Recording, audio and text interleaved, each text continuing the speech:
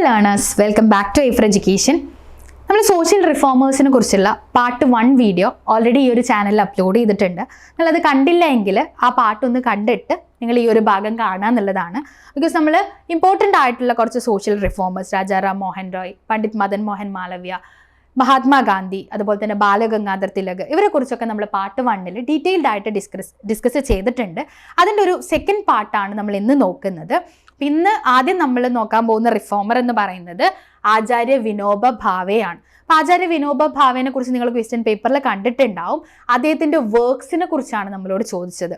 കുറച്ച് ബുക്സ് തന്നിട്ട് ഈ പറഞ്ഞിട്ടുള്ളതിൽ ആചാര്യ വിനോബ ഭാവേൻ്റെ വർക്ക്സ് ഏതൊക്കെയാണെന്നുള്ളത് ഐഡൻറ്റിഫൈ ചെയ്യാന്നുള്ളതായിരുന്നു ക്വസ്റ്റ്യൻ എന്ന് പറയുന്നത്. ഇനി ആരാണ് ആചാര്യ വിനോബ ഭാവെ എന്നുള്ളത് നമുക്ക് ജസ്റ്റ് നോക്കാം. He was A non violence activist, freedom activist, social reformer and spiritual teacher. And he was the first recipient of the International Raman Magsaysay Award for Community Leadership in 1958, and he was also conferred with the Bharata Ratna posthumously in 1983. ഈ points ഒക്കെ നിങ്ങൾ just ഒന്ന് ഓർത്ത് വെക്കുക. നമ്മളെ സംബന്ധിച്ചിടത്തോളം important ആവുന്നത് അദ്ദേഹത്തിൻ്റെ വർക്ക്സ് ആണ്.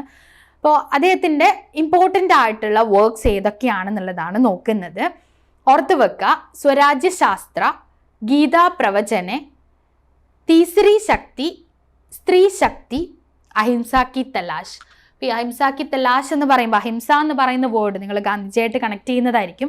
ഗാന്ധിജിയിൽ ഇൻഫ്ലുവൻസ്ഡ് ആയിട്ടുള്ള ഒരു സോഷ്യൽ റിഫോമർ ആയിരുന്നു ആചാര്യ വിനോബ ഭാവെ എന്ന് പറയുന്നത്. അതുമായിട്ട് കണക്ട് ചെയ്തിട്ട് നിങ്ങൾ ഓർത്ത് വെക്കുക ഏതൊക്കെയാണ്. അഹിംസ കി തലാഷ് ഇദ്ദേഹത്തിൻ്റെ ഒരു വർക്കാണ്.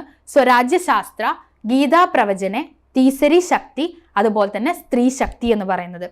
അപ്പോൾ അതിൽ ഉണ്ടായിരുന്ന ഓപ്ഷൻസ് എന്ന് പറയുന്നത് തീസരി ശക്തി, സ്ത്രീ ശക്തി, അതുപോലെ അഹിംസ കി തലാഷ് ഒക്കെ ആ ഒരു ഓപ്ഷൻസിൽ ഉണ്ടായിരുന്നതാണ്. അപ്പോൾ വർക്ക്സ് കൃത്യമായിട്ട് ഓർത്ത് വെക്കുക എന്നുള്ളതാണ്.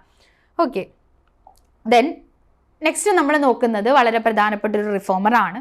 അയാൾ പ്രീവിയസ് ഇയറിൽ ചോദിച്ചിട്ടുണ്ട്. അതായത് BR അംബേദ്കർ എഡിറ്റ് ചെയ്ത ന്യൂസ് പേപ്പേഴ്സ് താഴെ പറയുന്നതിൽ ഏതൊക്കെയാണെന്നുള്ള രീതിയിലൊക്കെ ക്വസ്റ്റ്യൻ ചോദിച്ചിട്ടുണ്ട്.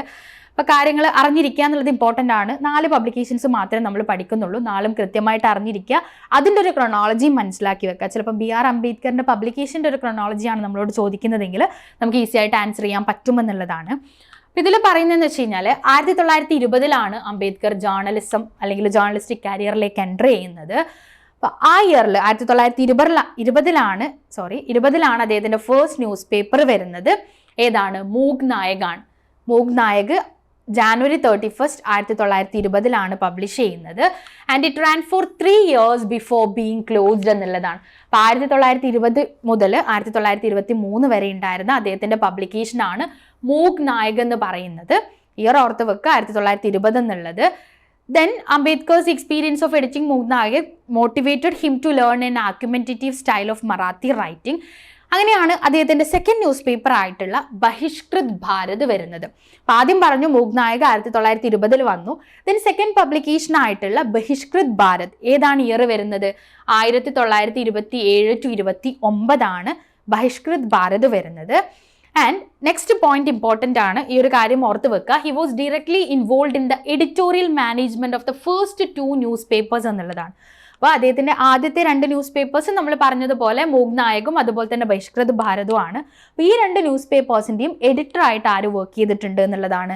BR അംബേദ്കർ വർക്ക് ചെയ്തിട്ടുണ്ട് എന്നുള്ളതാണ് ഇമ്പോർട്ടൻ്റ് ആയിട്ടുള്ള പോയിന്റ് ആണ്.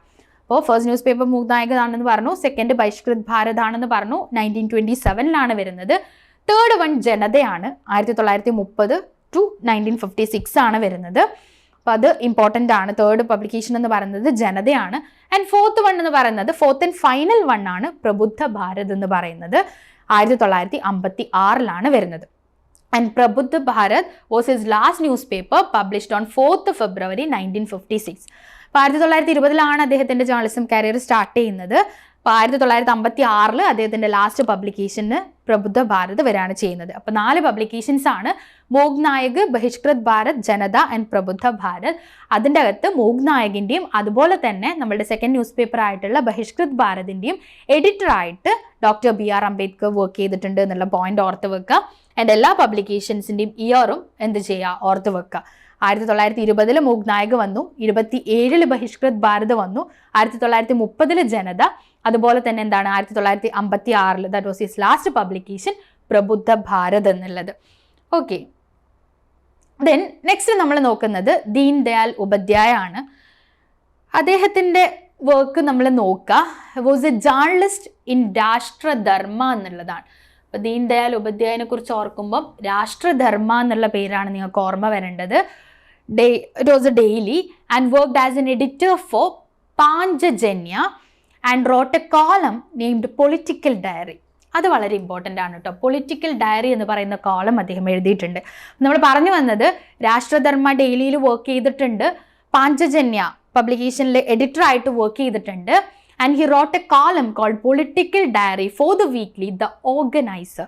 അത് രണ്ടും ഓർത്ത് വെക്കുക. ദ ഓർഗനൈസർ എന്ന് പറയുന്ന വീക്ക്ലിക്ക് വേണ്ടിയിട്ട് അദ്ദേഹം എഴുതിയിട്ടുള്ള കോളമാണ് പൊളിറ്റിക്കൽ ഡയറി എന്ന് പറയുന്നത്. അപ്പോൾ പൊളിറ്റിക്കൽ ഡയറി എന്ന് തന്നിട്ട് നമുക്ക് മാച്ച് ദ ഫോളോയിങ്ങിന് ചോദിക്കുകയാണെങ്കിൽ ആരുമായിട്ട് കണക്ട് ചെയ്യുക എന്നുള്ളതാണ്, ദീൻ ദയാൽ ഉപാധ്യായ ആയിട്ട് കണക്ട് ചെയ്യുക എന്നുള്ളതാണ്.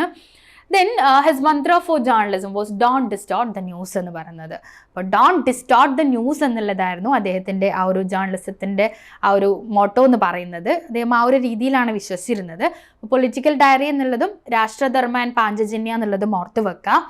ആൻഡ് അദ്ദേഹത്തിൻ്റെ നമ്പർ ഓഫ് ബുക്സിൽ കുറച്ച് ബുക്സ് ഇവിടെ ലിസ്റ്റ് ചെയ്തിട്ടുണ്ട്. എന്തൊക്കെയാണ്? സാമ്രാട്ട് ചന്ദ്രഗുപ്ത്, ജഗദ്ഗുരു ശങ്കരാചാര്യ, ദെൻ നേരത്തെ പറഞ്ഞ കോളം നെയിം തന്നെയാണ് political diary, then integral humanism. ഇത്രയാണ് ഇദ്ദേഹത്തിൻ്റെ വർക്ക്സ് വരുന്നത്. കൃത്യമായിട്ട് നോട്ട് ചെയ്യുക, പഠിക്കുക എന്നുള്ളതാണ്. ഇപ്പോൾ പൊളിറ്റിക്കൽ ഡയറി എന്നുള്ളതും രാഷ്ട്രധർമ്മ പാഞ്ചജന്യ എഡിറ്ററായിട്ട് വർക്ക് ചെയ്തിട്ടുണ്ട് എന്നുള്ളത് ഓർക്കുക. Samrat Chandragupt, Jagadguru Shankaracharya, political diary and integral humanism വരുന്നുണ്ട്.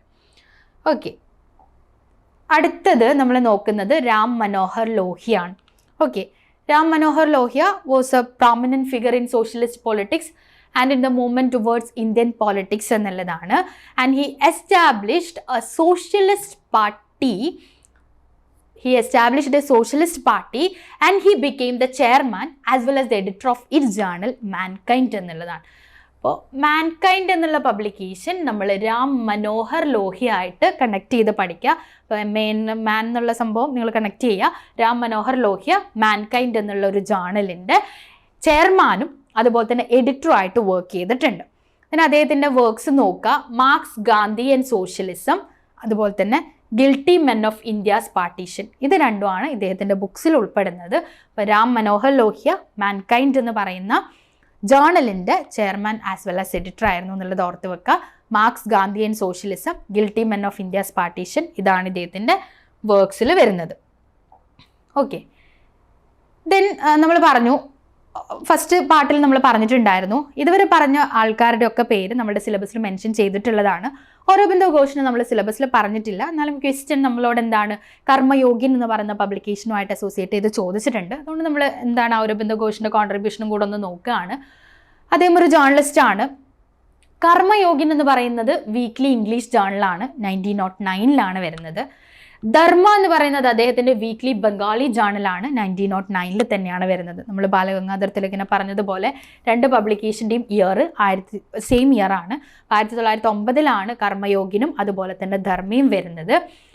അത് ഓർത്ത് വെക്കുക. കർമ്മയോഗിൻ എന്ന് പറയുന്നത് വീക്ക്ലി ഇംഗ്ലീഷ് ജേർണലാണ്, ധർമ്മ എന്ന് പറയുന്നത് വീക്ക്ലി ബംഗാളി ജേർണലാണ്.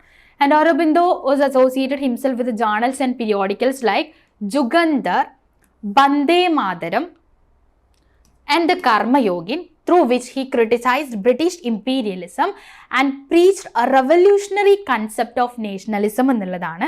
അപ്പോൾ നിങ്ങൾ ഓർത്ത് വെക്കുക, കർമ്മയോഗിൻ അതുപോലെ ധർമ്മ നമ്മൾ ഓൾറെഡി പറഞ്ഞു. രണ്ട് എക്സ്ട്രാ കാര്യങ്ങളും കൂടെ പറഞ്ഞിട്ടുണ്ട്, ജുഗന്ധർ ആൻഡ് ബന്ദേ മാതരം. ഇതൊക്കെ കാണുന്ന സമയത്ത് നമുക്ക് മനസ്സിലാവുക ആരുടെ പബ്ലിക്കേഷൻ ആണെന്നുള്ളത്, ഓരോബിന്ദോ ഘോഷിൻ്റെ പബ്ലിക്കേഷൻ ആണെന്നുള്ളത്. And some of his important writings എന്ന് പറയുന്നത് അതും കൂടെ ഒന്ന് ഓർത്ത് വെക്കുക. നമുക്ക് വിനോബ ഭാവേൻ്റെ ബുക്സ് ചോദിച്ച സ്ഥിതിക്ക് ചിലപ്പോൾ ചോദിച്ചാലോ എന്നുള്ള രീതിയിലാണ് ഇൻക്ലൂഡ് ചെയ്തിട്ടുള്ളത്. ജസ്റ്റ് നോക്കുക. The life divine, Savitri, essay on the Gita and defence of Indian culture, ഇത്രയാണ് അദ്ദേഹത്തിൻ്റെ വർക്ക്സിൽ വരുന്നത്. അപ്പോൾ പത്രങ്ങൾ കൃത്യമായിട്ട് ഓർമ്മിച്ച് വെക്കുക. കർമ്മയോഗിൻ, ധർമ്മ വരുന്നുണ്ട്, ജുഗന്ധർ ഉണ്ട്, ബന്ദേ മാതരം വരുന്നുണ്ട്. ദെൻ കർമ്മയോഗിൻ അതുപോലെ തന്നെ ധർമ്മ 1909 പബ്ലിഷ് ചെയ്യുന്നതെന്നും കൂടെ ഉള്ളത് ഓർത്ത് വെക്കുക. ഇത്രയും സോഷ്യൽ റിഫോമേഴ്സ്, അവരുടെ കോൺട്രിബ്യൂഷൻസ്, അതിൻ്റെ ഇയേഴ്സ്, ലാംഗ്വേജ് അറിയാമെങ്കിൽ നമുക്ക് എന്ത് ചെയ്യാൻ പറ്റും, സോഷ്യൽ റിഫോമേഴ്സിൻ്റെ ഭാഗത്തു നിന്ന് വരുന്ന ക്വസ്റ്റ്യൻസ് ഈസി ആയിട്ട് ആൻസർ ചെയ്യുക, അതിൽ സ്കോർ ചെയ്യാൻ പറ്റും എന്നുള്ളതാണ്. കുറച്ച് നാളായിട്ട് വളരെ സ്ട്രെസ്സ് കൊടുത്ത് ചോദിക്കുന്ന ഏരിയയും കൂടിയാണിത്. അപ്പോൾ ആ രീതിയിൽ തന്നെ നിങ്ങൾ എന്ത് ചെയ്യുക, അതിന് വേണ്ടിയിട്ട് പ്രിപ്പയർ ചെയ്യുക എന്നുള്ളതാണ്. അപ്പോൾ ഇത്രയാണ് ഇന്നത്തെ ക്ലാസ്സിൽ നമ്മൾ ഡിസ്കസ് ചെയ്യുന്നത്. സോ നമുക്ക് വൈൻഡപ്പ് ചെയ്യാം. Thank you so much.